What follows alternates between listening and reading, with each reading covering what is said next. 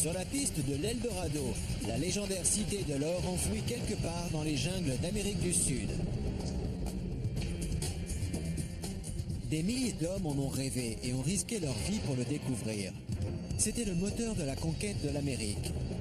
Une ville entière recouverte d'or, plus riche que tout ce qu'on pouvait imaginer. Pendant des siècles, la plupart des gens ont cru que l'Eldorado n'était qu'un mythe.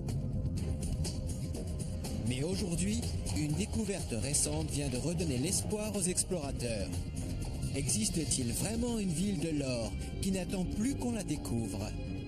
Ma quête va m'entraîner des sommets des Andes aux eaux glacées du lac Titicaca, en passant par les mystérieuses pyramides de Paratoari, enfouies dans la jungle amazonienne. À la recherche de la vérité, je ne reculerai devant rien.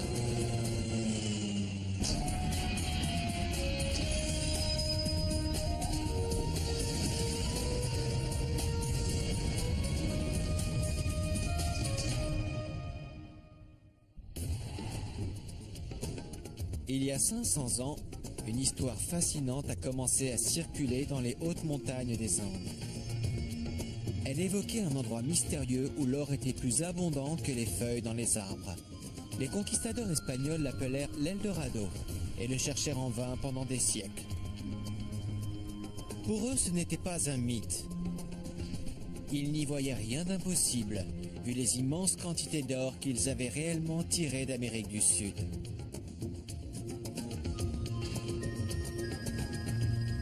Bonjour, je suis Josh Bernstein. Nulle part il n'y eut autant d'or qu'ici, à Cusco, au Pérou, l'ancienne capitale des Incas. Au XVe siècle, les Incas avaient créé l'empire le plus vaste et le plus riche de toute l'Amérique précolombienne. Leur territoire s'étendait sur plus de 5000 km, depuis l'Équateur jusqu'au Chili.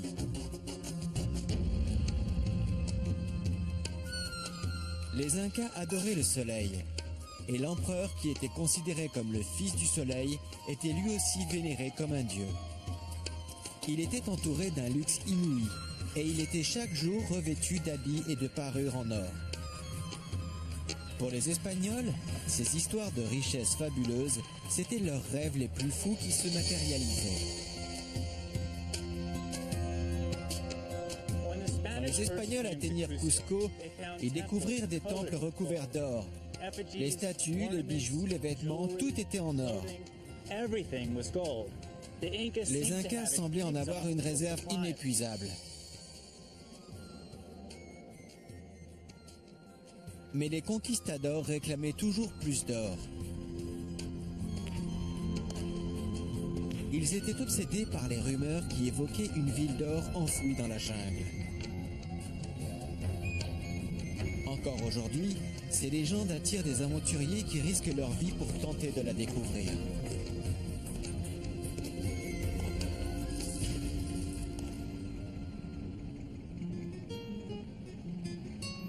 Pourquoi la légende de l'Eldorado exerce-t-elle une telle fascination? Y aurait-il une part de vérité dans ces histoires? Pour répondre à ces questions, le meilleur point de départ se trouve ici, à Cusco. Aujourd'hui, les symboles de la conquête espagnole sont partout visibles.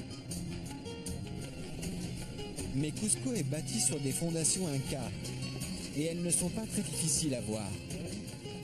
Les Incas passent pour les architectes les plus extraordinaires du Nouveau Monde. Et il est facile de comprendre pourquoi quand on voit avec quelle précision ces blocs ont été taillés et ajustés. Mais l'or des Incas a-t-il aussi bien traversé les siècles que leurs murs? Cette question, je vais la poser à Peter Frost, un historien qui s'est établi à Cusco il y a 30 ans. Peter m'emmène voir la cathédrale construite par les Espagnols avec l'or de la conquête. Je n'ai jamais vu autant d'or. L'autel en est couvert de haut en bas. Waouh, alors c'est ici qu'a fini une bonne partie de l'or? Pour une grande part, oui. Les Incas avaient accumulé énormément d'or. 20% allait au roi d'Espagne. C'était sa part du butin de la conquête. Ensuite, les conquistadors prenaient chacun leur part Et ils étaient nombreux à faire des dons généreux à l'Église parce que c'étaient des catholiques fervents. Et une bonne quantité de l'or a échoué ici, dans la décoration qui couvre les autels. Et tous ceux qui voyaient les églises étaient impressionnés. C'était aussi le but recherché, convaincre les indigènes de la puissance de la religion espagnole. De la part des Espagnols, c'était une politique intelligente. Ils savaient que pour les Incas, qui avaient façonné eux-mêmes des objets splendides afin d'honorer leur dieu, le soleil, l'or était sacré. Mais l'or avait une toute autre signification pour les conquistadors. La plupart de ces objets splendides ont été fondus par les Espagnols. Pour eux, ce n'était qu'une matière première, destinée à être transformée en doublons et en lingots. Les Incas qui vivaient à l'époque ont dû accepter de voir leurs reliques sacrées fondues par les Espagnols. En effet, ils ont vu leurs symboles religieux, leur signification et leur cosmologie écrasés et disparaître, fondus. Ce fut un traumatisme majeur pour eux. L'un des traumatismes de la conquête.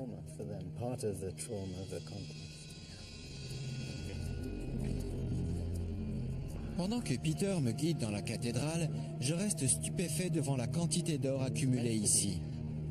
Et pourtant, ce n'est qu'une toute petite partie du trésor de l'empereur Inca. Il était le seul à posséder de l'or dans son empire, et il recevait constamment des tribus levées sur les peuples conquis.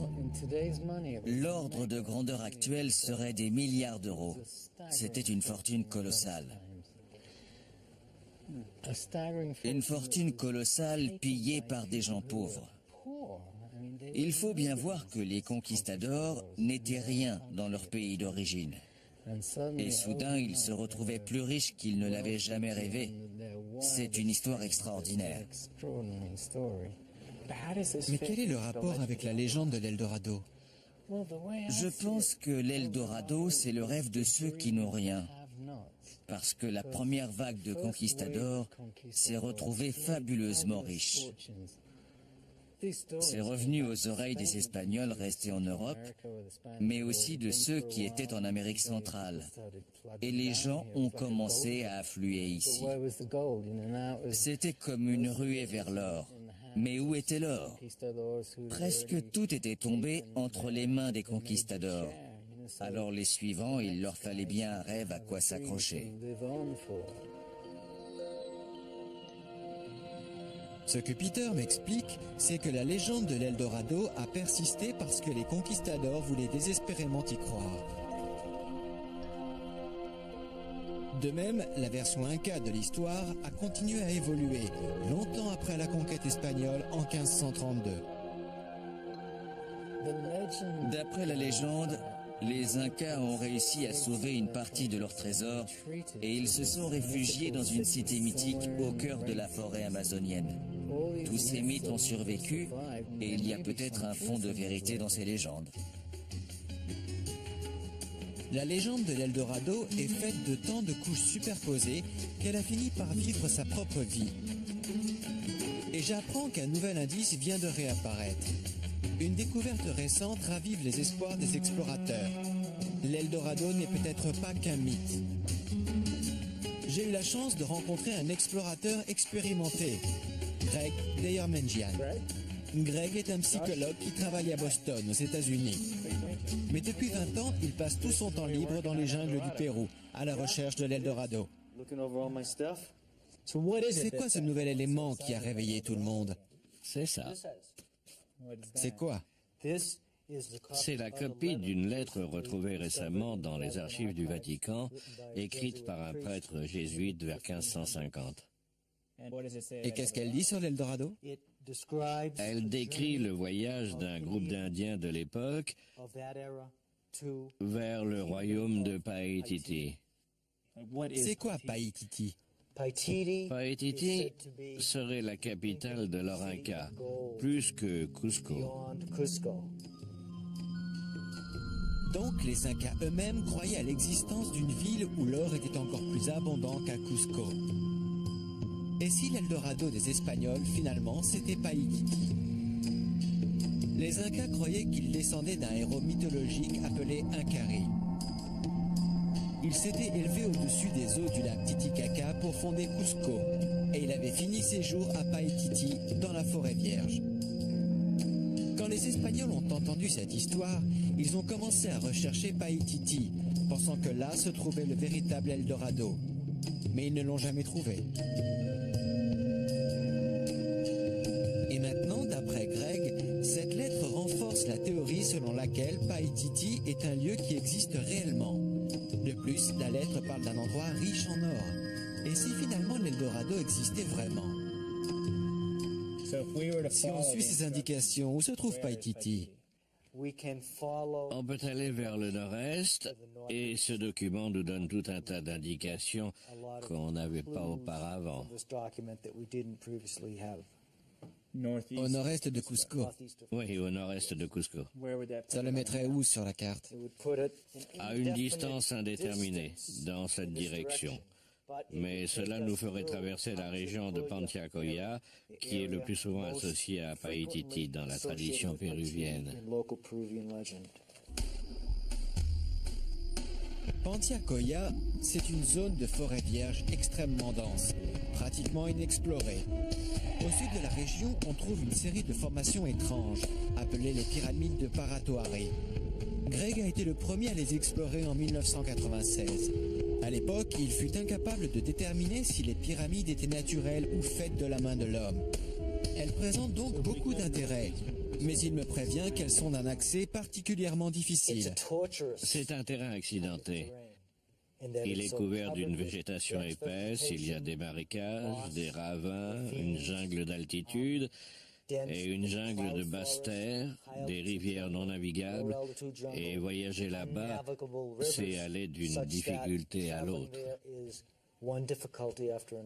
Mais si je voulais y aller en expédition, vous pourriez m'aider à l'organiser? Absolument. Ça, c'est de l'aventure, hein? Je suis emballé à l'idée de retrouver la cité perdue de Paititi. Mais Greg a encore beaucoup de préparatifs à effectuer. Notre expédition doit couvrir une vaste zone, depuis les hautes montagnes jusqu'à la forêt vierge, où bien peu ont pénétré. Je sens que l'aventure est bien engagée. Pendant ce temps, je me lance dans une mini-expédition à mon propre compte. Je sais pourquoi les Espagnols voulaient l'or, mais j'aimerais comprendre ce que le métal précieux représentait pour les Incas. En route pour le lac Titicaca, à une altitude où les gens font plutôt du parachute, je vais plonger dans les eaux glacées d'un des lacs les plus hauts du monde, en quête d'indices sur le mystère de l'Eldorado. Je suis à la recherche de l'Eldorado, la cité légendaire de l'or. J'ai appris qu'ici, au Pérou, on l'appelle Paititi. Et c'est sans doute bien plus qu'une simple légende. À Cusco, j'ai vu une lettre du XVIe siècle qui semble indiquer que la cité existe vraiment. Avant de partir pour Paititi, je fais un détour par le lac Titicaca, le lac sacré des Incas. Dans les légendes, il est associé depuis longtemps à la présence de l'or. Voici le lac Titicaca. C'est à couper le souffle, littéralement. Nous sommes à 3800 mètres d'altitude et j'ai du mal à respirer. Il va me falloir quelques jours pour m'acclimater.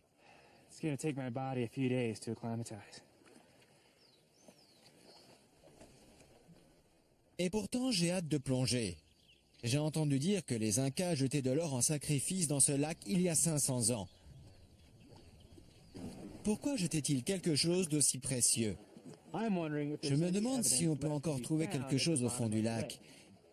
Il n'y a qu'un moyen de le savoir. Plonger à cette altitude représente un véritable défi. Presque personne ne plonge dans le lac Titicaca. Mais mon guide, Gustavo Villavicencio, est un passionné d'archéologie sous-marine, malgré tous ses dangers. La plongée en altitude comporte des risques tout à fait inhabituels. À près de 4000 mètres d'altitude, la pression atmosphérique est inférieure de moitié à ce qu'elle est au niveau de la mer. Ça rend la plongée très dangereuse. Pour être en sécurité, il faut qu'on soit très prudent avec les temps de plongée. Oui, on va être très prudent. On va rester un peu moins que ne le disent les tables à cause de l'altitude. Oui, il faut aussi prendre en compte la température de l'eau. C'est très froid ici, l'eau est à 9 degrés. Ça, c'est de l'eau froide. Oui, c'est de l'eau froide. J'ai plongé dans les Caraïbes et le Pacifique. L'eau est chaude. C'est ma première plongée en eau froide et en altitude. C'est votre première plongée en eau très froide? Très froide? Qu'est-ce qu'on attend? En 2004, un sous-marin télécommandé a repéré une statue en or de 35 kilos au fond du lac. Il en reste donc sans doute beaucoup d'autres à trouver. Mais plonger ici va se révéler particulièrement ardu. J'ai un peu d'appréhension. Je n'ai encore jamais plongé en altitude. Je n'ai jamais plongé dans des eaux super froides. Je m'aperçois que Gustavo porte une sous-couche et pas moi. Il doit savoir quelque chose que j'ignore. Mais tu es un dur. Tu es un dur? C'est plus dur que moi. On va bien voir. Bon, je suis quand même un peu nerveux. L'altitude, tout ça, je ne sais pas comment ça va se passer. À 4000 mètres, on va faire de la plongée. On verra.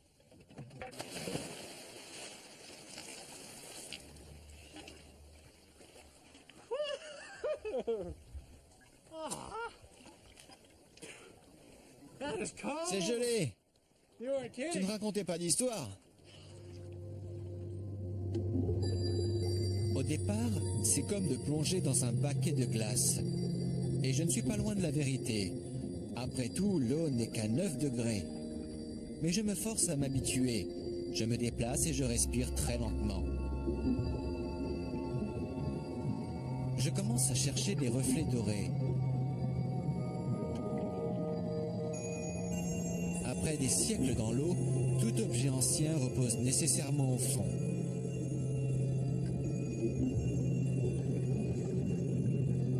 Chaque rocher, chaque touffe d'herbe cache peut-être un objet précieux. Mais je ne trouverai rien sans faire d'énormes efforts.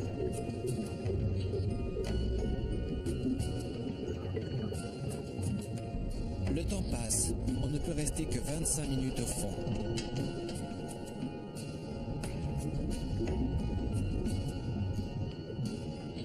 Je comprends maintenant pourquoi il faut des semaines pour rapporter le moindre objet d'une expédition.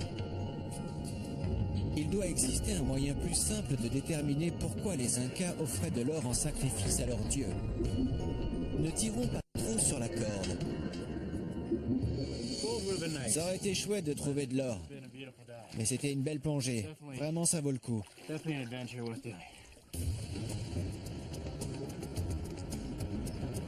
Le jour suivant, nous repartons sur le lac. Connaissant mon intérêt pour son histoire, Gustavo m'emmène sur une île sacrée. Il me montre des sanctuaires en pierre et m'explique que les adorateurs se réunissaient ici au lever du jour pour honorer le dieu soleil. Qui a construit ça? C'est pré-inca. Tiahuanaco, sans doute. Donc ils sont anciens, c'est là depuis longtemps. Depuis un millier d'années. Et si on remontait d'un millier d'années et qu'on se trouvait là, devant ce sanctuaire, qu'est-ce qu'on verrait? On verrait tout un groupe de gens prier et jeter des poteries, parfois de l'or, des boîtes en pierre gravées avec des idoles en or à l'intérieur, jeter tout ça dans l'eau du lac. Ils jetaient vraiment de l'or dans le lac?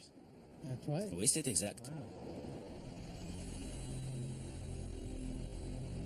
Donc, longtemps avant les Incas, les anciens Péruviens jetaient déjà de l'or dans le lac en offrande. L'or symbolisait leur dieu, le soleil. L'or n'avait pas de valeur monétaire, mais uniquement une valeur spirituelle. Je découvre aussi que le lac Titicaca est lié de plus près à ma recherche que je ne le croyais. En effet, c'est ici, près de ce lac d'altitude, qu'est née la légende de l'Eldorado.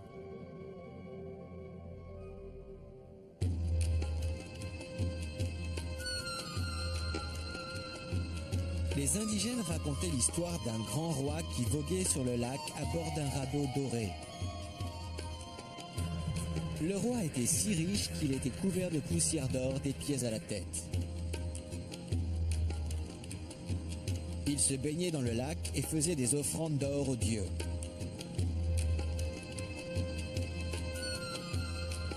Les Espagnols baptisèrent le roi El Dorado, ce qui veut dire le doré.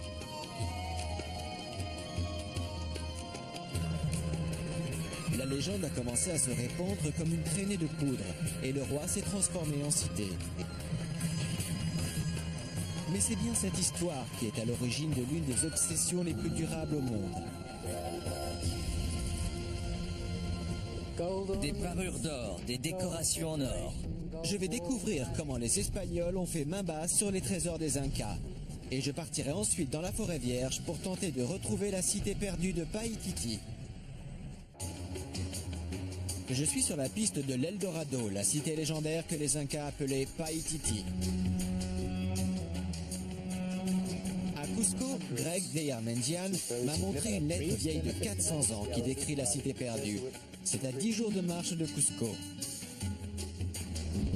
Près du lac Titicaca, j'ai découvert les origines du mythe de l'Eldorado et pourquoi les Indiens jetaient de l'or dans l'eau en offrande à leurs dieux. Alertés par des rumeurs sur l'incroyable richesse des Incas, les conquistadors espagnols débarquèrent au Pérou. Ce qu'ils y découvrirent dépassait leurs rêves les plus fous.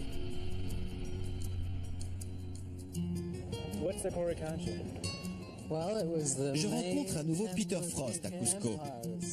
D'après lui, on comprend mieux la situation une fois qu'on a vu ce qui reste de Coricancha, le principal temple inca dédié à l'adoration du soleil. Ce mur était le mur extérieur du temple du soleil. Et c'est une merveille d'architecture. La manière dont les pierres sont jointes, la courbe. Peter m'explique que les Espagnols construisaient souvent leurs églises par-dessus les temples indigènes. Cela faisait partie de leur plan pour convertir les Incas. Ici, une grande partie du temple original est encore visible à l'intérieur même de l'église. Peter, à quoi pouvait ressembler cet endroit à l'époque des Incas ? Ce devait être éblouissant et très impressionnant, entièrement recouvert d'or où que l'on regarde, des feuilles d'or sur les murs. Il y avait certainement des décorations en or, des revêtements d'or sur les parois. Ce mur entier aurait été recouvert d'or. Très probablement, oui. Et il y avait des statues en or ? Oui. Ce devait être étincelant, très lumineux, vraiment impressionnant. C'est cette capacité de l'or à capter les rayons lumineux qui en avait fait un métal sacré pour les Incas. Ils apprirent à le travailler et à en tirer des formes superbes. Mais ils ne lui accordèrent jamais de valeur marchande, jusqu'à l'arrivée des Espagnols, en 1532.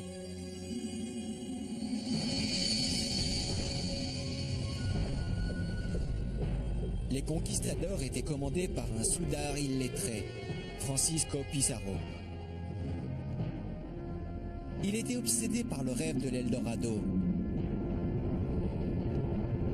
Rusé et sans scrupules, il réussit à convaincre l'empereur Inca de le rencontrer sans armes. Ce fut une erreur fatale. Et qu'est-il arrivé alors ? Eh bien, quand le conquistador espagnol Francisco Pizarro pénétra dans l'Empire Inca, il captura l'empereur qui lui proposa de remplir une salle d'or et 2 salles d'argent en échange de sa liberté. Donc Pizarro prend l'empereur en otage et exige une rançon. C'est ça. Pizarro ne croyait pas que la rançon puisse être payée, mais il laissa 2 mois à l'empereur Atahualpa jusqu'à ce que l'or atteigne une ligne tracée sur le mur de sa cellule. Il envoya même ses hommes aider à la collecte. Pizarro envoya 4 hommes à Cusco. Ils savaient qu'il y avait là-bas une énorme réserve d'or. Ils pénétrèrent dans le temple de Coricancha et voilà ce qu'ils virent. Et de leurs mains nues, ils dépouillèrent les murs de ces extraordinaires trésors qu'ils firent fondre ensuite. Ces 4 soldats espagnols entrent ici voit que l'endroit est couvert d'or. J'essaie d'imaginer, il y avait de l'or partout. Il y avait tout un jardin en or, des fleurs en or, des épis de maïs en or, des pommes de terre faites d'or et d'argent, des animaux aussi. Et ils ont tout arraché et tout emporté avec eux.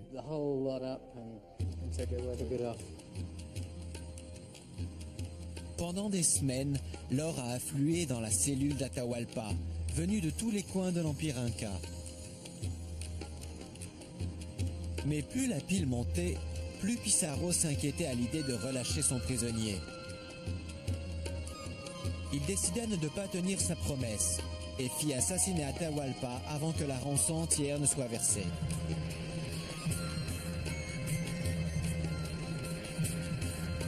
Les Espagnols détruisirent les trésors culturels des Incas. Ils fondirent l'or en lingots et partagèrent le butin.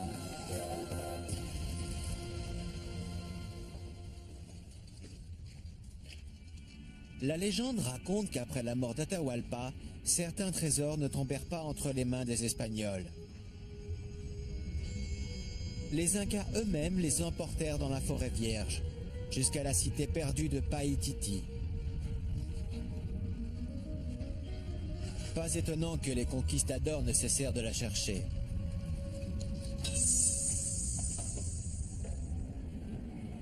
Cela me donne une raison de plus pour partir moi-même dans la jungle.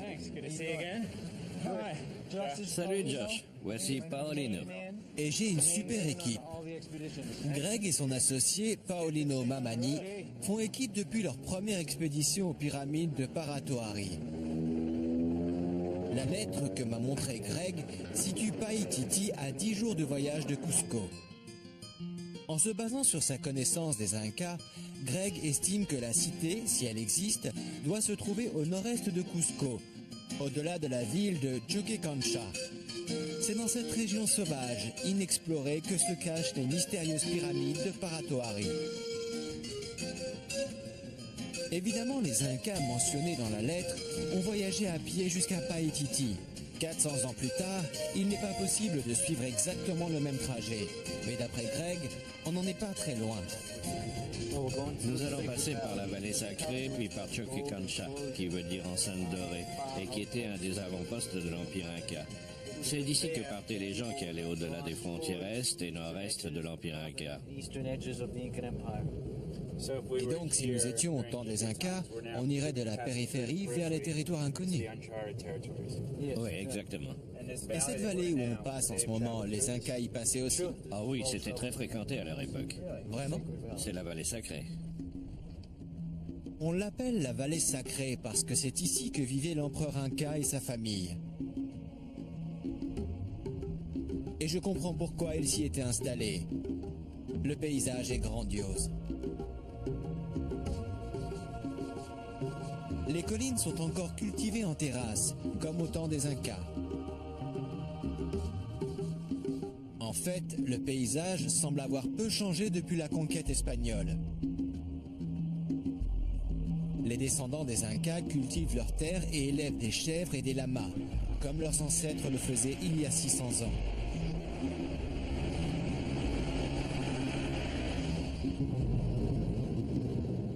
Nous passons devant de nombreuses ruines Incas. Leurs murs massifs sont toujours aussi impressionnants. Je reste songeur en pensant à la civilisation qui s'est épanouie ici autrefois, et je me demande ce qu'ils auraient pu accomplir si les Espagnols n'avaient pas rêvé de l'Eldorado.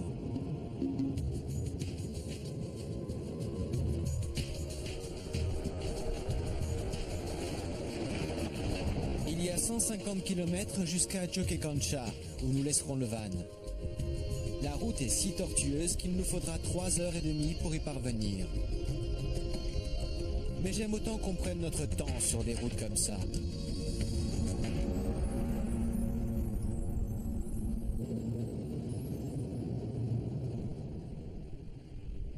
Je me demande, à propos de l'Eldorado et de Paititi, d'où est-ce que l'or venait? Il y en avait dans les collines ici? Oui, mais ils en avaient une telle quantité qu'ils devaient en venir d'ailleurs aussi. Et beaucoup de villages de la forêt fournissaient de l'or aux Incas. C'était de l'or alluvial en surface ou bien des mines qu'il fallait creuser? Les deux, mais surtout de l'or en surface. Vraiment? Alors on va en voir? Peut-être. Ce serait génial. Si on en trouve, je peux le garder.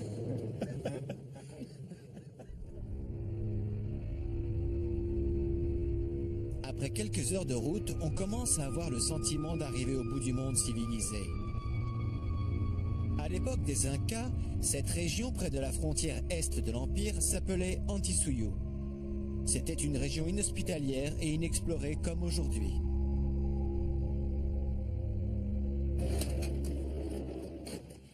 Nous arrivons à Choquecancha en fin d'après-midi. On dirait qu'on nous attend. Je suis attiré par les murs de pierre en bordure de la place. Normalement, on ne trouve pas ce genre d'architecture élaborée dans des endroits aussi reculés. C'est toujours l'indication de quelque chose de très important. Greg me dit que ces murs marquent la frontière nord-est de l'Empire Inca. Au-delà, c'est la frontière et la légendaire cité perdue de Paititi. Après, on n'est plus qu'à une balade en lama de la jungle. On les emmènera jusque-là, mais les lamas n'entreront pas dans la jungle. Non. Mais nous, oui. On va les monter? Non. Ils marchent à côté de nous, c'est tout. Je n'y connais rien en fait de lama. J'imagine qu'ils ne font que porter les bagages. Et si on allait là-bas pour que vous me fassiez voir? Les lamas, c'est gentil? Non, ils sont plutôt capricieux. Plutôt capricieux, hein? Il faut les connaître. Bien nerveux. Dans la cordillère des Andes, les lamas sont des bêtes de somme depuis des millénaires. Mais je découvre qu'ils ne sont pas très costauds. Ils ne peuvent guère porter plus de 40 kilos et encore, pas très longtemps. Quand l'un est fatigué, on pose sa charge sur le dos du suivant. Celui-là ne tient pas en place.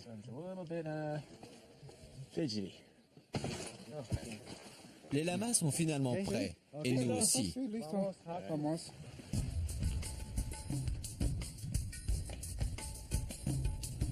Le paysage sur les crêtes est magnifique.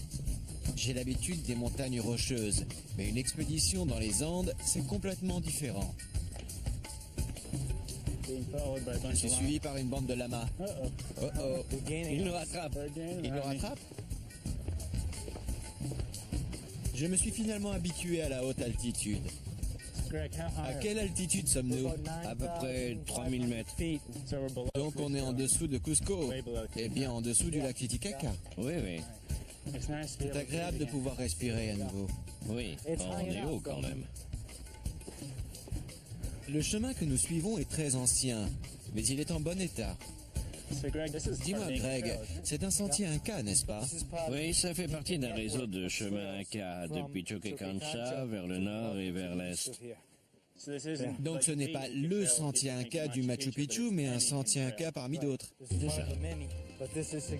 D'une certaine manière, les Incas étaient comme les Romains. Ils ont unifié leur empire grâce à leur système de communication. En tout, ils ont construit plus de 24 000 km de route. Des messagers appelés Chasqui faisaient circuler les nouvelles et les colis d'un bout à l'autre de l'empire. En se relayant, ils pouvaient apporter le poisson frais du Pacifique sur la table de l'empereur à Cusco, soit plus de 400 km en une seule journée.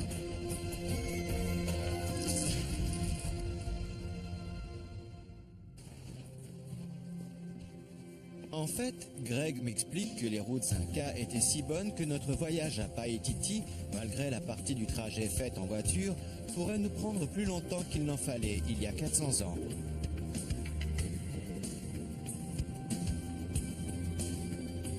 Nous continuons à marcher jusqu'à la tombée de la nuit. Cette partie de l'expédition, c'est un peu le calme avant la tempête. Je sais que la traversée de la jungle sera bien plus difficile. Beaucoup d'explorateurs y ont laissé leur vie.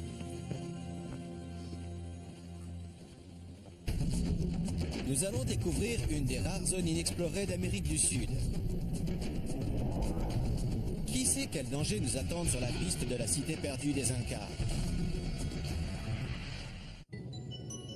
Je participe à une expédition dont le but est de retrouver Paititi, l'Eldorado péruvien qui a obsédé des générations de conquistadors. Mon voyage a démarré par la découverte d'une lettre vieille de 400 ans qui décrit un voyage similaire vers Paititi, entrepris par un groupe d'Incas.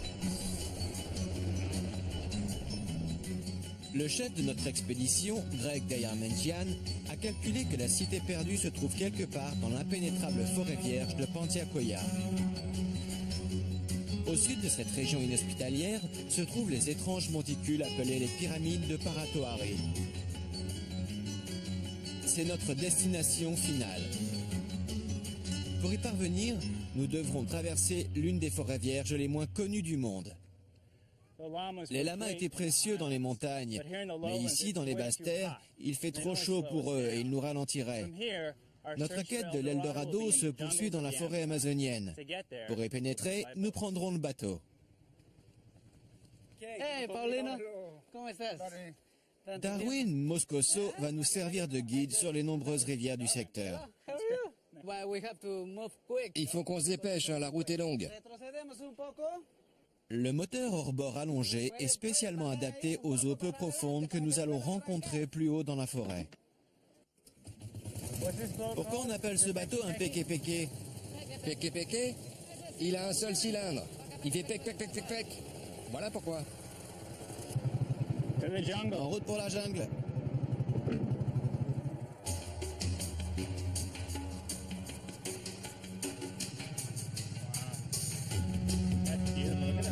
C'est magnifique, regardez ces rochers.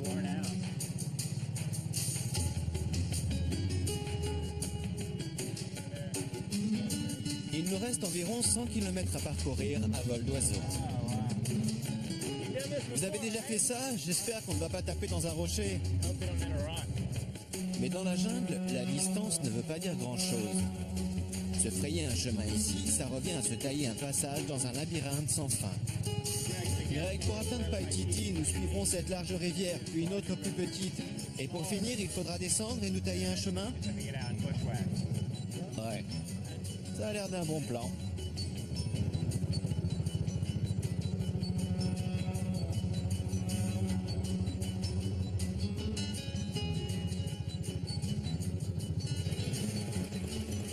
Darwin, tu as entendu parler de Paititi? Oui, j'ai essayé de le trouver. Tu l'as cherché? Oui, je l'ai cherché pendant 10 ans. Pendant 10 ans? 10 ans, oui. Et chaque fois, c'est une expédition de 1, 2, 3 ou 4 mois. Greg et Darwin sont tout aussi obsédés par Paititi que les conquistadors l'étaient par l'Eldorado. Au début, je me suis demandé ce qui les poussait à continuer leurs recherches. Et puis, j'ai entendu l'histoire qui a inspiré tous les explorateurs péruviens. C'était en 1911, très haut dans la cordillère des Andes, au nord-est de Cusco, à peu près à 150 km d'ici. Hiram Bingham, un professeur de 35 ans, cherchait une cité inca perdue. Après des semaines de marche vaine et épuisante dans la forêt, il rencontra un garçon indigène qui le conduisit à des ruines ensevelies sous la végétation, tout en haut d'un pic. C'était Machu Picchu.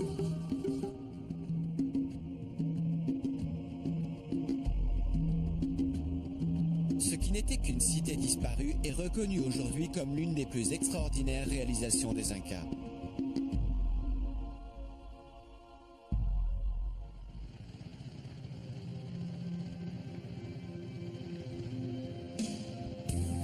Ce sont des histoires comme celle-ci qui poussent les explorateurs à s'enfoncer dans les régions hostiles du Pérou, où la forêt vierge est restée pratiquement inviolée depuis 500 ans.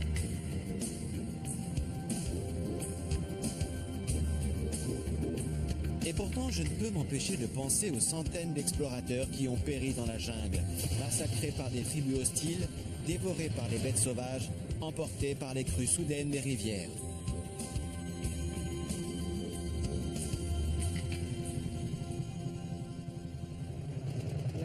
C'est très bas. Il faut le tirer? Tu veux qu'on descende pour tirer? Nous rencontrons rapidement des difficultés. Qu'est-ce qu'on fait, Darwin? C'est le moment de pousser. Il faut pousser.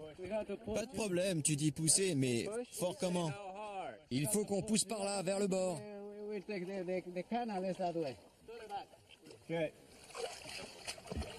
Ok, 1, 2, 3.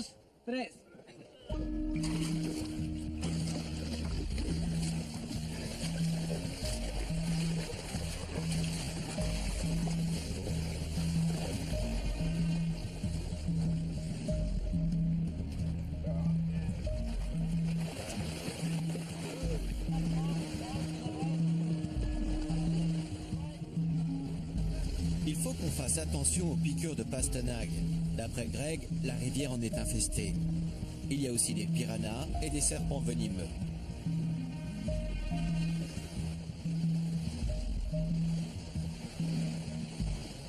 Je ne suis pas vraiment fâché de remonter sur le bateau.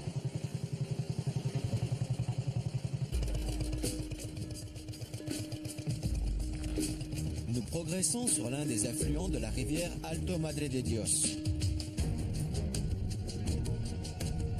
Nous espérons que celui-ci nous amènera jusqu'au pied des collines de notre zone de recherche. La rivière a des dizaines d'affluents. Greg, Paolino et Darwin les ont presque tous remontés lors de leurs explorations précédentes. On a le sentiment de s'enfoncer de plus en plus profondément dans la forêt primitive. C'est un environnement totalement préservé des activités humaines. Et pourtant, Greg a repéré des ruines non loin d'ici. Et il est certain que Paititi a de bonnes chances de se trouver dans la région. Et on recommence à pousser.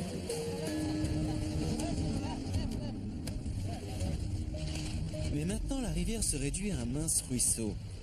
Il faut bientôt s'ouvrir le chemin à la machette.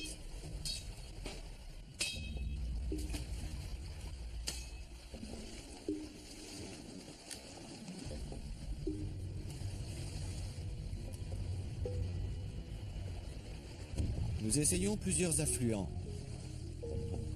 Le résultat final est toujours le même.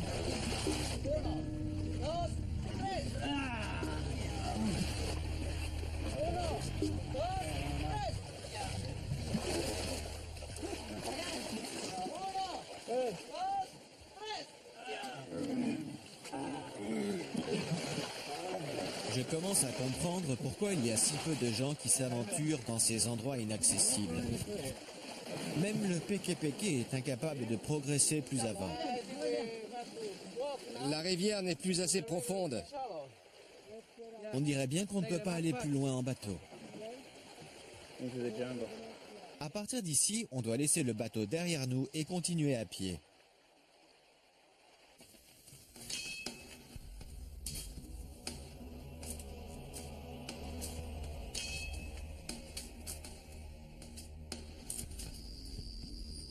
Mais nous sommes maintenant à des kilomètres du point de chute prévu, dans une zone de la forêt que ni Greg ni personne du groupe ne connaît.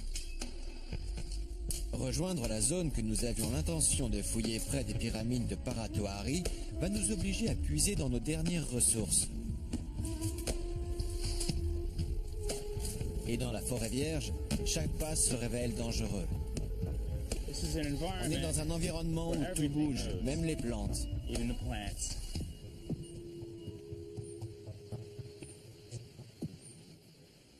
Et si ça ne bouge pas, ça mord. Ça pique. Regardez celui-là. Où ça vous déchire.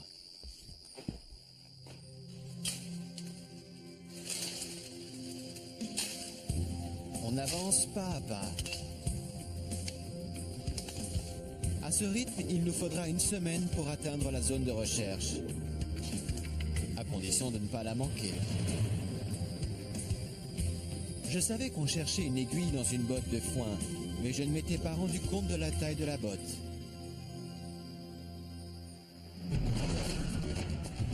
Dans peu de temps, notre expédition dans la forêt vierge va se transformer en cauchemar. C'est débile. Je suis à la recherche de l'Eldorado, la légendaire cité de l'or connue ici au Pérou sous le nom de Paititi. Une lettre vieille de 400 ans indique qu'elle se trouve à 10 jours de Cusco. L'explorateur Greg de Yermenjian a organisé l'expédition. Nous avons suivi les anciens sentiers des Incas pour franchir les Andes et redescendre dans la forêt amazonienne. C'est là que le voyage est devenu pénible. Après nous être échoués de nombreuses fois, nous avons dû continuer le chemin à pied, bien plus tôt que prévu. C'est à la machette que nous nous ouvrons le chemin vers les pyramides de Paratoari. C'est dans cette zone que Paititi devrait se trouver.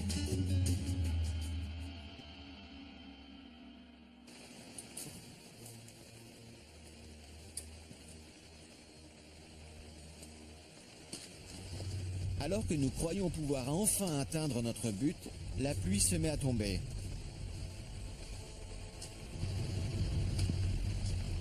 La pluie sous les tropiques, ce n'est pas vraiment étonnant, mais celle-ci est implacable.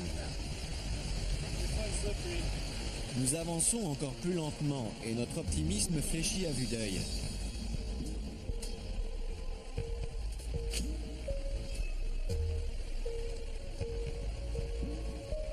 Maintenant, chaque pas est un piège. Si l'un d'entre nous se tord la cheville ou est mordu par un serpent, nous sommes à des kilomètres d'un médecin.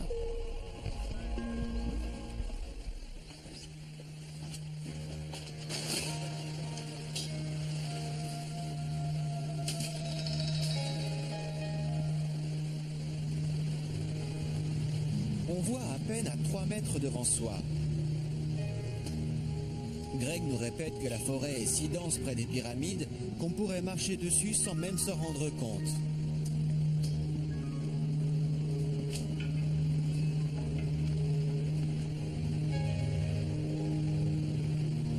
Je repense aux Incas dont parlait la lettre.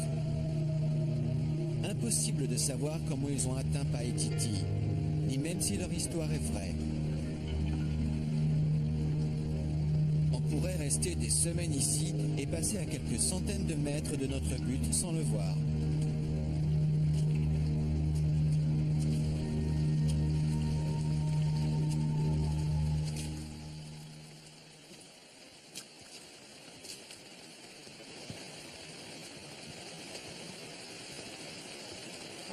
Je pense que c'est débile. Je veux dire, il pourrait y avoir une ville ici, on ne la verrait même pas. Il pleut trop. Greg, qu'est-ce que tu en penses? Pour y arriver, il faut peut-être qu'on revienne en arrière, qu'on trouve un avion, qu'on fasse des repérages aériens et qu'on fasse des plans ensuite. Alors on passerait au-dessus de ça? Bon, je crois qu'on ne va pas réussir à passer. On ferait donc aussi bien de le survoler. Si c'est une option, je dis qu'on devrait l'essayer. La jungle s'est révélée être un adversaire plus redoutable que je ne le pensais.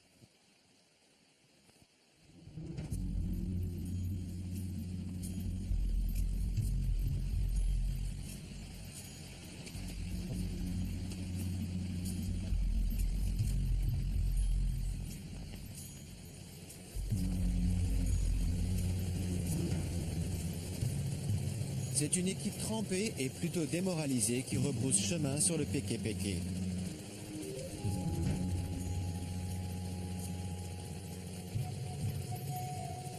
Mais il nous reste encore un petit espoir. Il se trouve que l'armée de l'air péruvienne distribue le courrier dans ces régions. À qui, je n'en ai aucune idée. Mais il y a des tribus isolées dans ces coins perdus de l'Amazonie. Nous n'avons peut-être pas réussi à nous approcher des pyramides à pied, mais les militaires péruviens sont d'accord pour nous en donner un aperçu depuis les airs.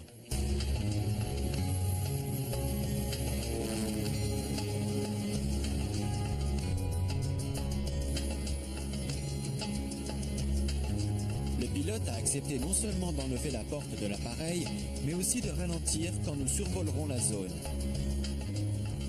Le moral des troupes s'améliore instantanément.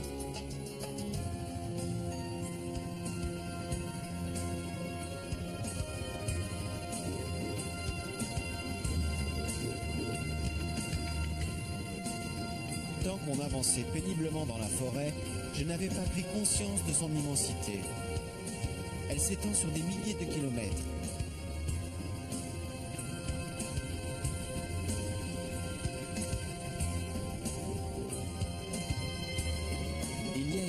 succession infinie de rivières. Je me demande combien d'entre elles se terminent en cul-de-sac, comme celle qu'on a empruntée.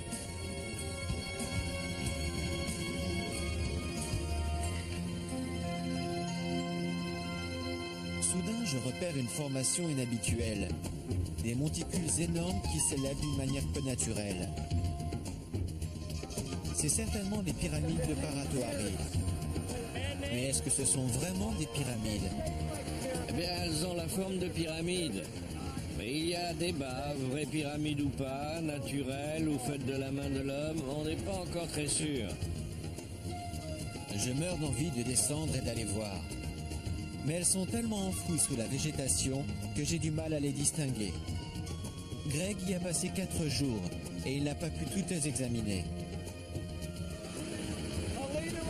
Paulino et moi, on a été les premiers à atteindre les pyramides à pied en 1996. Nous avons exploré une grande partie du site. C'est très probablement une formation naturelle. Mais il reste des endroits à explorer.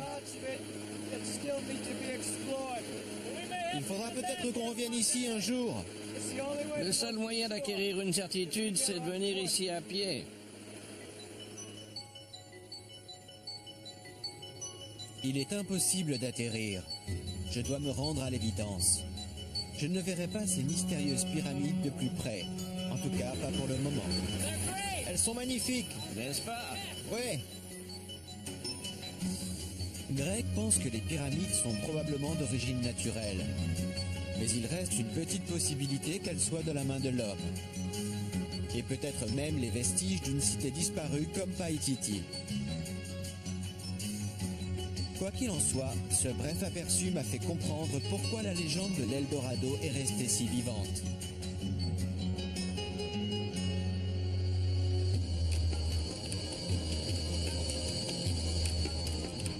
Pendant des siècles, c'est la soif de l'or qui a conduit les conquistadors à risquer leur vie dans les jungles du Pérou. Mais aujourd'hui, ce n'est plus l'or qui entraîne les explorateurs. C'est le frisson de la découverte. C'est l'idée de retrouver des merveilles perdues au cours de l'histoire que chacun pourrait à nouveau apprécier.